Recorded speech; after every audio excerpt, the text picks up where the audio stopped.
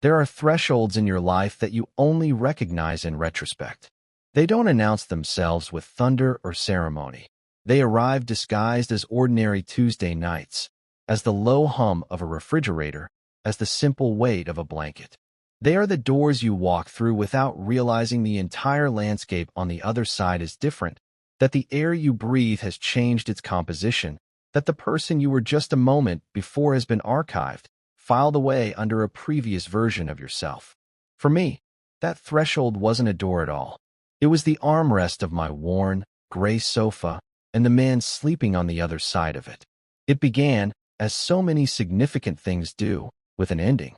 Not my ending, but his. Julian's project, a 2-year behemoth of code and logistics that had consumed his life, had finally launched, and in the anticlimax of its success, he had been unceremoniously laid off. Corporate restructuring, they called it. A cost-saving measure. To Julian, it was a quiet severance from the only identity he'd had since college. He showed up at my door on a rainy Thursday, not with a box of his desk things, but with a hollowed-out look I'd never seen on his face before. Julian was all kinetic energy, a whirlwind of easy smiles and restless hands. Seeing him still, deflated in my doorway with rain dripping from his hair, was like watching a star collapse into itself. He didn't say much. He just asked if he could come in, and I stepped aside, the way I always did. We had a friendship built on a foundation of comfortable silence and unspoken understanding, a rare architecture in a world that demands constant noise. We'd met 3 years prior, on a weekend trip I'd taken to the coast to escape the creative drain of my photography work. I was trying to find beauty in something that wasn't a client's demand, to remember the texture of light on water for my own sake. He was there on a forced vacation, a mandated week off from the very job that had now discarded him. He was loud in the quiet seaside pub, laughing with a group of people he'd clearly just met, and I was in a corner, nursing a beer and trying to feel less like a ghost. Our eyes met across the room, and he gave me a small, conspiratorial smile, as if to say, "Can you believe this?" Later, he'd wandered over to my table, his friends having dissipated, and asked what I was running from.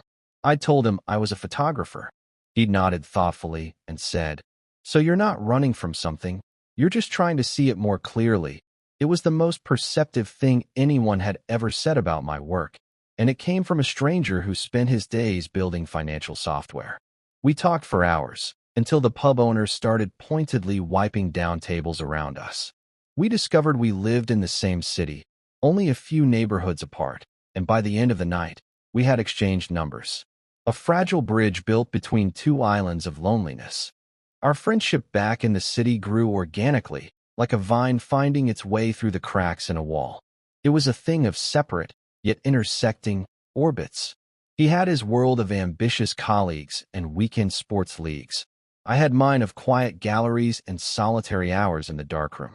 But our paths would cross for dinners where he'd talk about debugging code in a language I didn't understand, and I'd talk about chasing the golden hour in a way he found fascinating. He was the one solid, predictable point in my often unstructured life. He was the friend I could call at 2 in the morning, not because of a crisis, but just to say, "I can't sleep," and he would just listen. He dated a series of bright, bubbly women who seemed, to my eye, like pale imitations of his own energy. I would listen to him talk about them, about the small frustrations and the fleeting joys, and I would nod and offer what little advice I could, all the while carefully building a fortress around my own heart.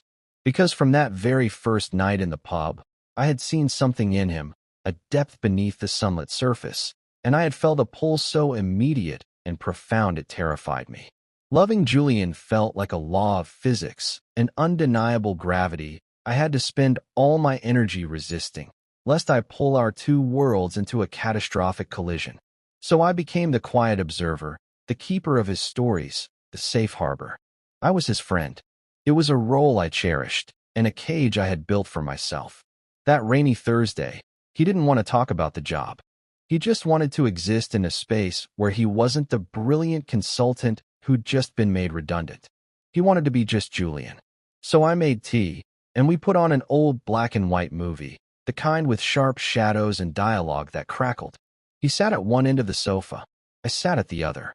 The space between us was a familiar territory, a demilitarized zone we had always respected. But as the movie murmured on, I watched him from the corner of my eye.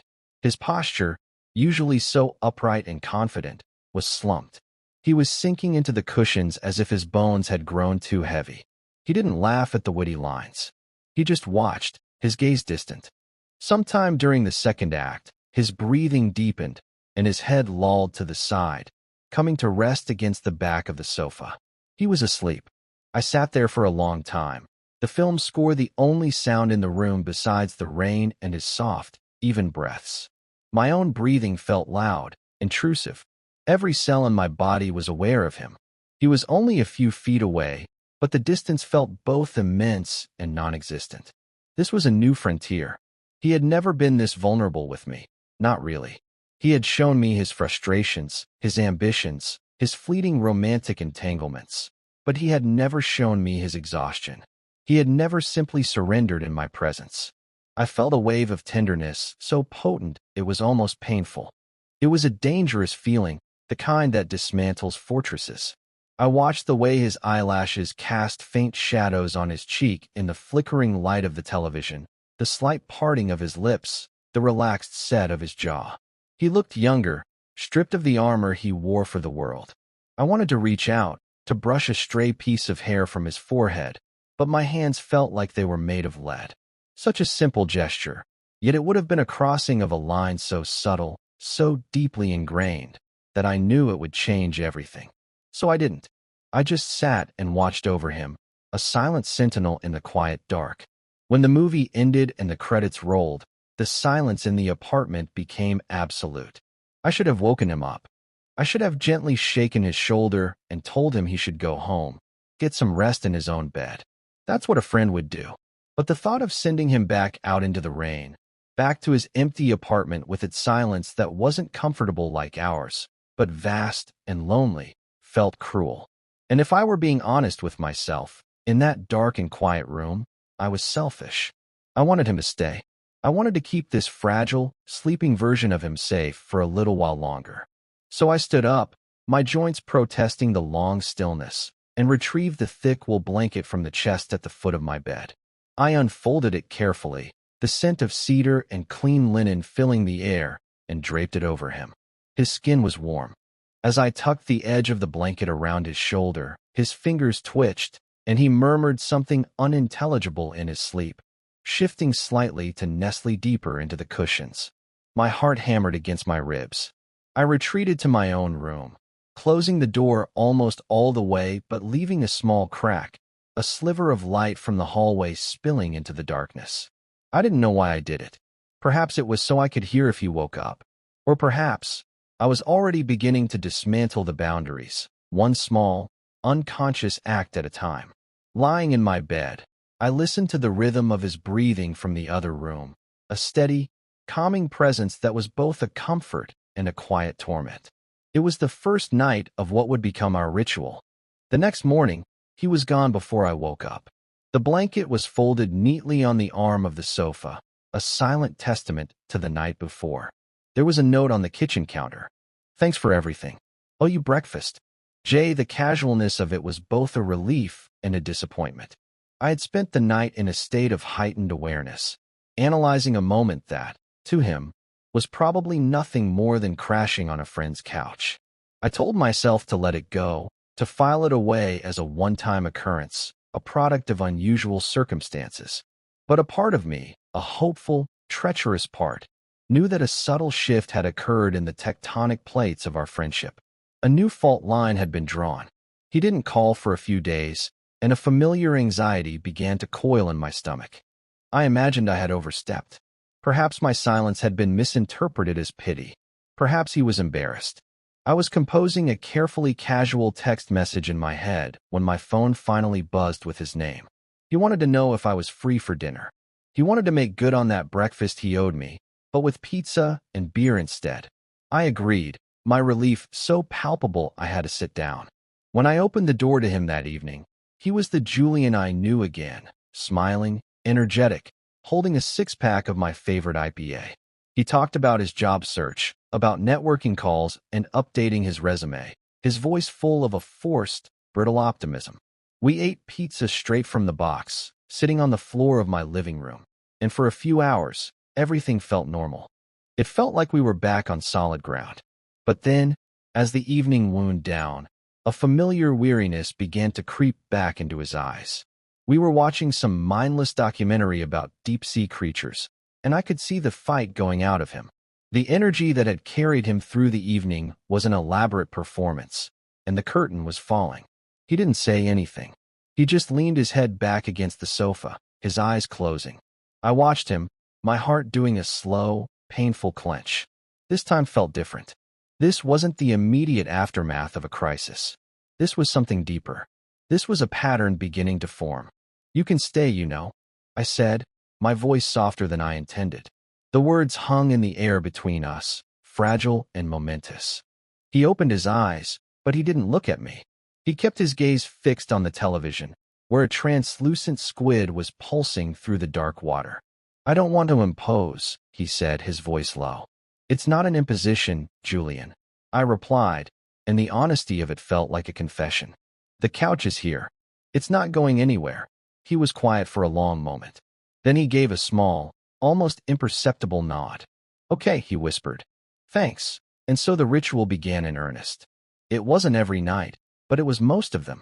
He would come over for dinner, or we'd watch a game, or we'd just sit and talk, and inevitably, as the hour grew late, an unspoken agreement would settle over the room. I would get the blanket, he would make himself comfortable on the sofa, and I would retreat to my room, leaving the door slightly ajar. My apartment, once my solitary sanctuary, became a shared space. His presence lingered even when he was gone. The faint scent of his soap in the bathroom in the morning, the extra coffee mug I found myself washing, the slight indentation his body left on the sofa cushions. These were the ghosts of his presence, and I found myself cherishing them. My internal world became a frantic landscape of analysis and interpretation. Every gesture, every word, every silence was a clue to be deciphered. When he fell asleep, I would study the lines of his face, the way his hand was curled near his chest, searching for a meaning that probably wasn't there. I was a detective in a mystery of my own making. Did he stay because my couch was more comfortable than his? Or was it because my presence was a comfort? Was this just the convenience of a friend, or was it the tentative, unconscious leaning of one soul toward another? I was terrified of asking, terrified of shattering the delicate, ambiguous peace we had found. The not knowing was a form of torture, but the possibility of a definitive, friendship-ending no was infinitely worse. So I lived in the gray space, in the quiet tension of the unanswered question. I photographed him in my mind 1,000 times, capturing the fleeting expressions, the moments of unguarded vulnerability. My art, which had felt so stagnant, began to stir again, fueled by this secret, all-consuming focus. I started a new series of photos, empty rooms, unmade beds, objects left behind, all trying to capture the profound ache of presence and absence. One night, about a month into this new arrangement, a cold snap hit the city. A bitter, wind-driven rain lashed against the windows, and the old building's heating system was struggling to keep up. I was in my room, trying to read, but I could hear him shifting on the couch, the rustle of the blanket, a soft sigh. I knew he was cold. The wool blanket was warm, but it wasn't enough against the chill seeping through the walls. I lay in my bed, my own duvet pulled up to my chin, and I felt a sharp pang of guilt. My bed was a queen. It was more than big enough for two people. The thought appeared in my mind, fully formed and terrifying in its implications. I could offer him my bed. I could take the couch. It was the logical, decent thing to do. But another thought, a more audacious one, followed close behind. I could offer to share. We were both adults. It was just about warmth, about practicality. It didn't have to mean anything, but I knew it would. It would be another line crossed, a much more significant one. The sofa was a buffer, a piece of furniture that maintained a respectable distance. A bed was an intimate geography, a shared territory with its own set of unspoken rules. For 10 minutes, I waged a silent war with myself. The cautious, self-protective part of me screamed that it was a terrible idea, a risk that could unravel everything. But the part of me that had been aching with a silent love for 3 years saw an opening, a chance for a closeness I had never dared to imagine. Finally, I got up. My feet were cold on the hardwood floor. I walked to the living room, my heart a frantic drum against my ribs. He was awake, staring at the ceiling, his arms wrapped around himself under the blanket. "You're freezing," I stated, my voice betraying none of the turmoil inside me. He turned his head to look at me. "A little," he admitted, his teeth chattering slightly. "This old building is no match for a November wind. It's ridiculous for you to be out here," I said, the words feeling rehearsed, even though I was making them up as I went. "My bed is big enough for both of us. It'll be warmer." I held my breath. The silence stretched, filled only by the sound of the wind. I saw a flicker of something in his eyes, surprise, uncertainty, maybe something else I couldn't name. I expected him to refuse, to laugh it off, to say he was fine. It was the easy out for both of us. But he didn't. He just looked at me for a long moment, a silent conversation passing between us that I didn't have the vocabulary to understand. Then he nodded slowly. "Are you sure?" "I'm sure," I said, my voice steady despite the tremor in my hands. "Come on." That first night in the same bed was an exercise in excruciating self-control. I gave him the side by the wall, and I stayed rigidly on my own edge, a chasm of a few inches of mattress between us. But I could feel him. I could feel the heat radiating from his body, a warmth that had nothing to do with the furnace and everything to do with his proximity. I could hear every breath he took, a sound so much more immediate and resonant than it was from the other room. I lay on my back, staring into the darkness, my senses on high alert. I was acutely aware of the weight of his body on the mattress, the way it created a subtle valley between us. I was sure he could hear my heart pounding. I was sure he could feel the tension radiating from me. I didn't sleep at all. I just lay there, suspended in a state of terror and bliss, until the first gray light of dawn began to creep into the room. When I finally dared to turn my head, he was asleep, facing me. His face was only inches from mine. In the soft morning light, I could see the faint stubble on his jaw, the tiny scar above his eyebrow I'd never noticed before.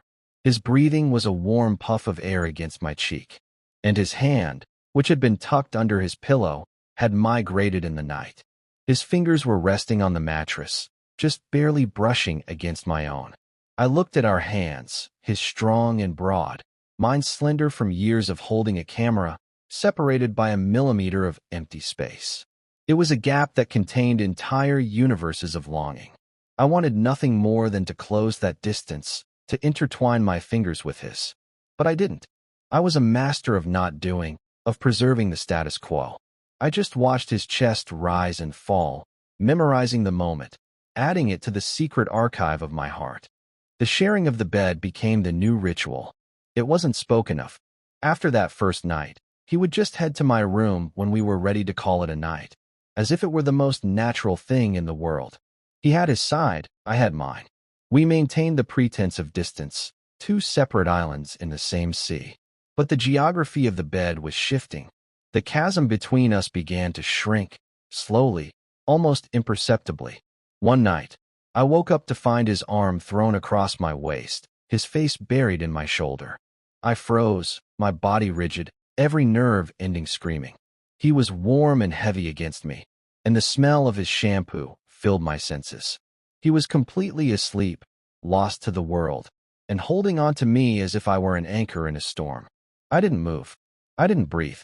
I just lay there, letting myself feel the weight and warmth of him, a stolen intimacy that felt both sacred and profane. After a few minutes, he sighed in his sleep and rolled away, and the sudden loss of his touch was a physical ache. These moments of accidental touch became more frequent. A foot brushing against mine in the night, his back pressing against mine as we both shifted. Each instance was a small electric shock that left me reeling. For him, I was sure, these were just the unconscious movements of sleep. For me, they were everything. They were the fuel for my hope and the source of my deepest anxiety. I was living a double life. In the daylight, I was Leo, his steady, reliable friend.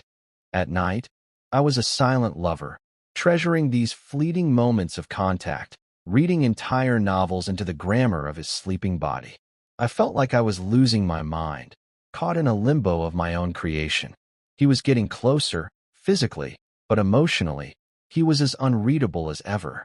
He seemed calmer, less haunted than he had been when this all started. He was interviewing for new jobs, his old confidence slowly returning. And a new fear began to grow in me. What would happen when he didn't need my sanctuary anymore? Would the ritual end? Would he retreat back to his own apartment, his own bed, leaving me with the ghost of his warmth and a silence that was no longer comfortable, but deafening? The breaking point came on a Saturday. It was a quiet, lazy day.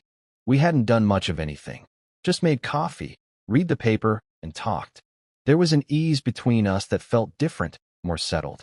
The frantic energy of his job loss had subsided, replaced by a kind of calm acceptance.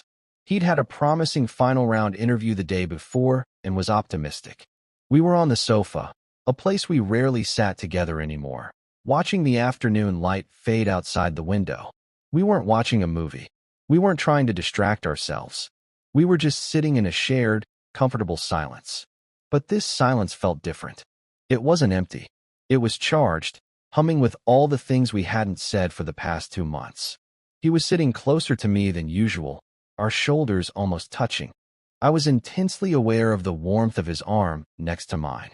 I could feel him looking at me, but I kept my eyes fixed on the window, on the way the setting sun was turning the clouds a soft, bruised purple. "Leo," he said, his voice quiet. "Yeah." I managed, my own voice sounding tight, strained. "Can I ask you something?" My heart began to beat a slow, heavy rhythm, like a drum signaling an impending battle. I finally turned to look at him. His expression was serious, his brow furrowed. The usual easygoing light in his eyes was gone, replaced by an unnerving intensity. He looked nervous. I had never seen Julian look nervous before. "Of course," I said. He hesitated, his gaze dropping to his hands, which were clenched in his lap. He took a deep breath, then looked back at me, his eyes searching mine as if looking for permission, for an answer to a question he hadn't even asked yet. "This is going to sound crazy," he started, his voice barely a whisper. "And maybe I'm completely misreading everything." But he trailed off, shaking his head slightly. "Just say it, Julian," I urged, my own nerves frayed to a breaking point. He swallowed, his gaze unwavering. "Would it be okay? Would what be okay?" I asked, though a sudden, terrifying, exhilarating suspicion was dawning in my mind. He didn't answer with words. He just leaned in, slowly, tentatively, giving me every opportunity to pull away, to stop him, to say no. His eyes never left mine, and in them, I saw a reflection of my own fear, my own hope, my own desperate yearning. I didn't move. I couldn't. I was rooted to the spot, caught in the gravitational pull I had been resisting for 3 years. When his lips finally met mine, it wasn't a passionate, cinematic kiss. It was soft, hesitant, and breathtakingly gentle. It was a question. It was a confession. It was the shattering of a long-held silence. It felt like coming home. I closed my eyes, and for the first time, I didn't analyze or interpret. I just felt. And in that quiet, tentative kiss, the entire landscape of my life shifted. The door I didn't even know I was standing in front of finally swung open, and I stepped through. The kiss ended as gently as it began. He pulled back slightly, just enough to look at me, his forehead resting against mine. His eyes were still closed, as if he were afraid to see my reaction. I could feel his breath on my lips, warm and unsteady. The air in the room was thick with the weight of the moment, with the aftershock of a boundary so thoroughly and irrevocably crossed. My mind, usually a chaotic storm of analysis, was miraculously, blissfully silent. There was only the feeling of his skin against mine, the lingering taste of him, the thunderous beating of my own heart. "Okay," he whispered, the word a fragile puff of air. It wasn't a statement. It was a plea. I opened my eyes and found his still closed. I reached up, my hand trembling slightly, and cupped his cheek. His skin was warm, a faint stubble scratching against my palm. He leaned into my touch, a small, involuntary sigh escaping his lips. Yeah, I breathed out, the word feeling inadequate for the tectonic shift that had just occurred within me. More than okay. His eyes finally fluttered open, and the look in them was one of overwhelming relief, so profound it was almost painful to witness. It was the look of a man who had been holding his breath for a very, very long time. He didn't smile, not exactly. It was more of a softening, a release of tension around his eyes and mouth. He searched my face for another long moment, and then he closed the small distance between us again, kissing me with a little more certainty this time, a little less hesitation. It was still gentle, still exploratory, but now it held a note of confirmation, of a shared discovery. It was the feeling of two solitary coastlines finally meeting, the water between them becoming a calm, shared bay. We stayed like that for a long time, tangled together on the sofa as the last of the daylight bled from the sky, leaving the room in a soft, forgiving twilight. We didn't talk. Words felt clumsy, insufficient. Instead, we communicated through touch. The press of his hand on the small of my back, the way my fingers traced the line of his jaw, the gentle, questioning pressure of his lips against mine. It was a new language we were inventing on the spot, a dialect of tenderness and relief. For the first time, the physical space between us wasn't a territory to be navigated with caution, but a place of solace. When he finally pulled me against his chest, tucking my head under his chin and wrapping his arms around me, it didn't feel like an accident of sleep. It was a conscious, deliberate act of holding. And I let myself be held, sinking into his warmth, into the solid, steady beat of his heart against my ear. For the first time in 3 years, the fortress I had so carefully constructed around my heart didn't just have an open door. The walls themselves had dissolved into dust. The next morning, however, the beautiful, honest silence was gone, replaced by a new kind of quiet, one that was brittle and fraught with tension. I woke up first, as I always did. He was still asleep, his back to me, a clear and deliberate distance between us on the mattress that hadn't been there when we'd fallen asleep. A cold knot of anxiety began to form in my stomach. I slipped out of bed, my movements careful so as not to wake him, and went to the kitchen to make coffee. I was measuring the grounds, the familiar, methodical process usually a comfort, but my hands were shaking. I replayed the previous evening in my head, searching for a flaw, a misinterpretation. The kisses had felt real. The way he held me had felt real. But the morning light has a way of exposing the fragile hopes of the night before. When he finally emerged from the bedroom, he wasn't wearing his usual sleepy, soft expression. He was dressed, his hair still damp from a shower, his movements quick and jerky. He wouldn't meet my eyes. "Hey," I said, trying to keep my voice light, casual. "Coffee's almost ready, I can't," he said, his voice clipped. He was grabbing his jacket from the hook by the door. "I've got to. I have an early thing." The lie was so transparent it was insulting. It was Sunday. "Oh, okay," I said, my own voice sounding hollow in the sudden, tense silence of the kitchen. My heart, which had felt so full and light just hours before, now felt like a stone in my chest. He fumbled with his keys, still not looking at me. I'll call you," he said, his hand on the doorknob. And then he was gone. The door clicked shut behind him, and the finality of the sound echoed in the apartment. I was left standing in my kitchen, the smell of brewing coffee filling the air, with a silence that was no longer a comfort, but an accusation. The beautiful, delicate thing we had created the night before had shattered, and I was left holding the pieces, wondering if it had ever been real at all. The next few days were a special kind of hell. My apartment, which had become a shared sanctuary, reverted to being just my space, and it felt cavernously empty. The indentation on the sofa cushions seemed to mock me. The extra mug by the sink was a painful reminder. Every corner of the space held a ghost of him. He didn't call. My texts, carefully worded, casual inquiries about his job interview, about his week, were met with short, delayed responses. "It went well, busy," Talk soon. The easy, constant flow of communication that had been the bedrock of our friendship had been dammed up. The silence was deafening. My mind, which had been so blessedly quiet in his arms, was now working overtime, spinning endless, agonizing scenarios. I had misread everything. It was a moment of weakness for him, a temporary lapse in judgment brought on by stress and loneliness. I had taken advantage of his vulnerability. I had been a convenient comfort, and now that he was getting his life back on track, he regretted it. He was trying to figure out how to extricate himself from the situation without destroying our friendship, but he was failing, and the friendship was dying anyway, suffocated by the unspoken. The hope that had bloomed in my chest had withered and died, replaced by a familiar, bitter ache of resignation. I had been right to build the fortress. I had been a fool to let him in. I had risked everything for a single, fleeting moment of tenderness, and I had lost. After a week of this agonizing radio silence, something in me snapped. I couldn't live in the limbo anymore. The not knowing was carving me out from the inside. I needed to hear it from him, even if it was the worst possible news. I needed the finality of a rejection to begin the long, painful process of grieving the loss of both a lover I never really had and a friend I couldn't bear to lose.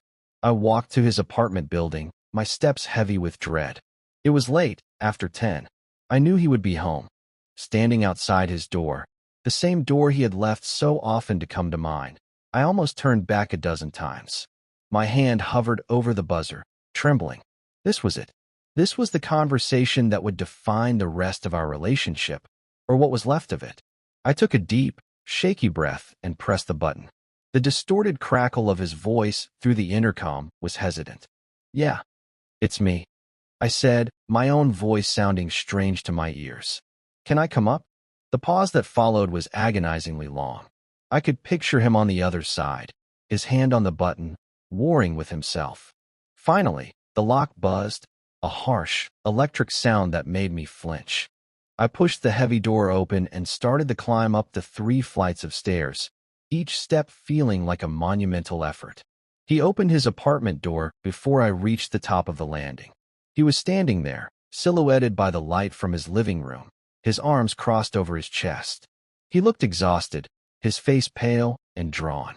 He didn't invite me in. He just stood there, a barrier in his own doorway. "Julian," I started, my carefully rehearsed speeches vanishing from my mind. All that was left was a raw, desperate need for honesty. "Just talk to me. Please. Whatever this is, whatever you're thinking, just say it." The silence is killing me. He flinched at my words, his gaze finally dropping to the floor. He ran a hand through his hair, a gesture of his I knew meant he was deeply stressed. "Leo, I can't," he mumbled. "You can't or you won't." I pressed, a new wave of frustration cutting through my fear. "Because I deserve more than this. We deserve more than this. You can't kiss me like that and then disappear. You can't treat me like a stranger." He finally looked up, and his eyes were glistening with unshed tears. The sight of it knocked the air out of my lungs. "I know," he said, his voice cracking. "I know. I'm sorry. I'm so screwed up." He stepped back, a silent invitation for me to enter. His apartment was neat, almost sterile, so different from the lived-in comfort of mine. It felt like a hotel room, a temporary space, not a home. He didn't sit down. He just paced back and forth in the small living room, his movements agitated, restless. "I don't know what's wrong with me," he began, not looking at me. That night, it felt right.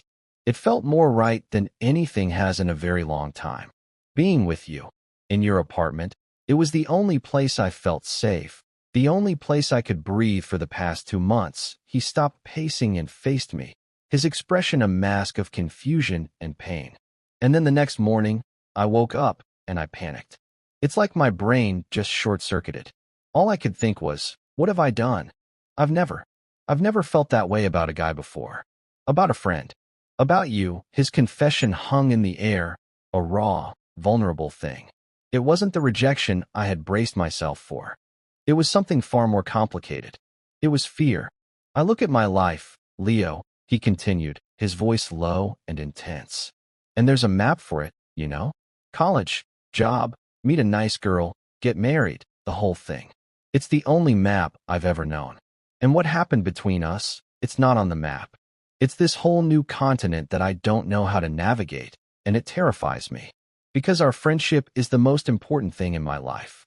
It's my true north. And I'm so scared that I'm going to destroy it. That I'm going to lose you because I can't figure my own head out. I listened, my own hurt and anger slowly dissolving, replaced by a wave of empathy so powerful it almost brought me to my knees. He wasn't running from me. He was running from himself. He was standing on a threshold of his own, staring into a new landscape, and he was terrified of taking the first step. I finally understood.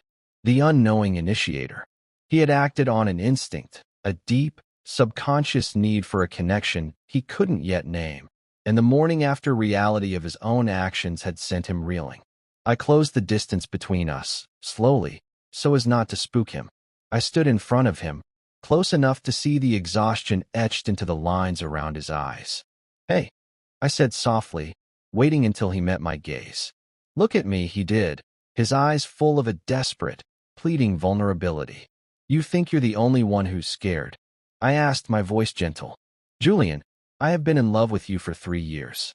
I have spent every single day of our friendship terrified that you would see it, that you would be repulsed by it, that you would walk away. Every time you brought a girlfriend home to meet me, every time I listened to you talk about your future, I felt a part of me break. The fact that you were my friend was the best thing in my life, and the fact that you were only my friend was the most painful. So don't talk to me about being scared of losing this." The truth of my own confession, spoken aloud for the first time, was liberating and terrifying. I watched as the words landed, as his expression shifted from fear to stunned disbelief, and then to a dawning, heartbreaking understanding. 3 years, he whispered, his voice full of wonder. I nodded, a sad smile touching my lips. Since that first night in the pub, he stared at me, his mouth slightly agape, as if he were seeing me for the first time. He reached out, his hand hesitating for a moment before his fingers gently brushed against my cheek. "How did I not know?" he asked, more to himself than to me. "I'm a very good photographer," I said, my attempt at lightness falling flat. "I'm good at staying on the other side of the lens, at observing, at not being seen." A single tear escaped his eye and tracked a path down his cheek. He didn't wipe it away. "I'm so sorry, Leo," he choked out, "for being so blind, for hurting you, for this whole mess. There's no map, Julian," I said, my voice thick with emotion as I covered his hand with my own, pressing his palm against my cheek. "We throw the old one out. We draw a new one. Together. We don't have to know where it's going. We just have to agree to start the journey. We just have to agree not to run." He searched my eyes, his own filled with a maelstrom of emotions. I saw the fear still there, but now it was mingled with something else. Hope. A fragile, tentative, beautiful hope. He leaned in, and this time, there was no hesitation. He kissed me, and it wasn't a question or a confession. It was a promise. It was a plea for forgiveness and an acceptance of a future he couldn't yet see. It was the first step onto that new, uncharted continent. And this time, I knew, we would explore it together. We didn't go back to my place that night. We stayed at his, in his sterile apartment that suddenly didn't feel so empty anymore. We didn't do much more than talk, really. We lay in his bed, which smelled of nothing but clean laundry, and we unspooled 3 years of unspoken truths. I told him about the moments I'd almost confessed, the times his casual affection had felt like both a blessing and a curse. He told me about the persistent, low-grade loneliness that had hummed beneath the surface of his seemingly perfect life, a feeling that only ever seemed to quiet when he was with me. He admitted that his procession of girlfriends had all ended for the same vague reason. It felt like he was performing a role he'd been cast in, rather than living his own life. He talked about how coming to my apartment had felt like shedding a skin, how the silence in my living room was more fulfilling than any conversation he had anywhere else. It was a clumsy, messy, beautiful conversation, full of long pauses and difficult admissions. It was the sound of two people dismantling the walls between them, brick by painful, necessary brick. Sometime before dawn, the words finally ran out. We were left in a new kind of silence, one that was deeper and more profound than any we had shared before. It was a silence built not on unspoken feelings, but on shared vulnerability. He was lying on his side, facing me, his hand resting on my chest, right over my heart. I could feel the light pressure of his palm, the warmth seeping through my shirt. He was watching me, his eyes clear and calm in the pre-dawn gloom. "So what happens now?" he asked softly, the question stripped of its earlier panic, now imbued with a genuine, quiet curiosity. "Now," I said, covering his hand with mine, feeling the steady beat of my own heart under his palm. "We make breakfast, and then we figure out the rest. We don't disappear on each other again. That's the only rule." A slow, genuine smile spread across his face, the first I had seen in over a week. It was like watching the sun rise. "I can do that," he said. "I think I can definitely do that." The days that followed were a process of gentle recalibration. We were learning a new dance, finding a new rhythm. The old ritual of him sleeping on my couch was gone, replaced by a new, intentional togetherness. He still stayed at my place most nights, but now he brought a duffel bag with a change of clothes. He had his own toothbrush in my bathroom, a bright blue one that stood out against my monochrome white and gray. These small acts of domesticity felt monumental. They were anchors, grounding our new reality. The ambiguity that had been a source of so much torment for me was gone, replaced by a quiet certainty. When we lay in bed, the space between us was no longer a chasm of unspoken longing, but a comfortable, shared space.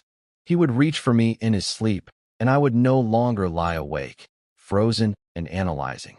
I would simply reach back, tangling my legs with his, finding the familiar curve of his back, and settling in. There were still moments of awkwardness, of hesitation. We were redrawing the boundaries of a friendship that had been so clearly defined for so long. Sometimes he would pull back, a flicker of the old fear in his eyes, and in those moments, I learned to be patient. I learned not to push, but to simply be there, a steady presence, until he found his footing again. And he, in turn, learned to talk about it. He would voice his anxieties, his confusion, instead of letting them fester in silence. He was learning to be vulnerable, and I was learning to be a safe harbor for that vulnerability. It was a slow, delicate process of healing for both of us. He was healing from a lifetime of following a map that wasn't his, and I was healing from years of believing my love was something to be hidden away. A few weeks later, he got a job offer, a fantastic one at a smaller company where he seemed genuinely excited about the work.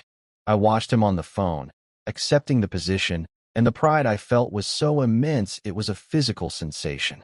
He hung up, a wide, disbelieving grin on his face, and before I could even say congratulations, he had crossed the room, lifted me up, and spun me around, his laughter filling my apartment. In that moment, seeing the pure, unadulterated joy on his face, a joy that I was now a part of, I knew we were going to be okay. His life was no longer unmoored. He had an anchor in his work, and he had an anchor in me.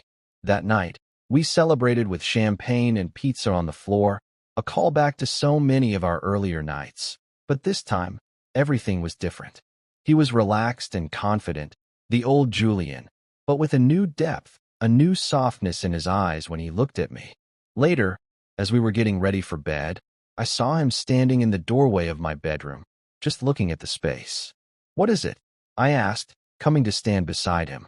He gestured toward the bed, the familiar rumple of the duvet, the two pillows sitting side by side. "It's just this room," he said, his voice thoughtful. "This bed. It was a refuge for me when I was falling apart. But I didn't realize until that night, when you told me everything, that it was never just a place. It was you. The safety I felt, it was always you." My heart swelled, and I leaned my head against his shoulder, wrapping my arms around his waist. He leaned into me, his own arm coming around my shoulders, holding me tight. We stood there for a long time, two men in a doorway, no longer on a threshold of uncertainty, but simply standing on the firm, solid ground of a home we had built together, one quiet, terrifying, beautiful step at a time. We began to heal in the beautiful, honest silence we had learned to create together. We found that some thresholds are not meant to be crossed and left behind. They are meant to be lived in. They are the quiet spaces between a question and an answer, between a touch and a response, where you discover that the person you were always meant to find was the one who had been standing beside you all along, waiting for you to be brave enough to open your eyes and truly see them. Our love story wasn't a sudden fire. It was a slow, patient dawn, and I knew, standing there in his arms, that I would happily spend the rest of my life living in its warm, gentle light.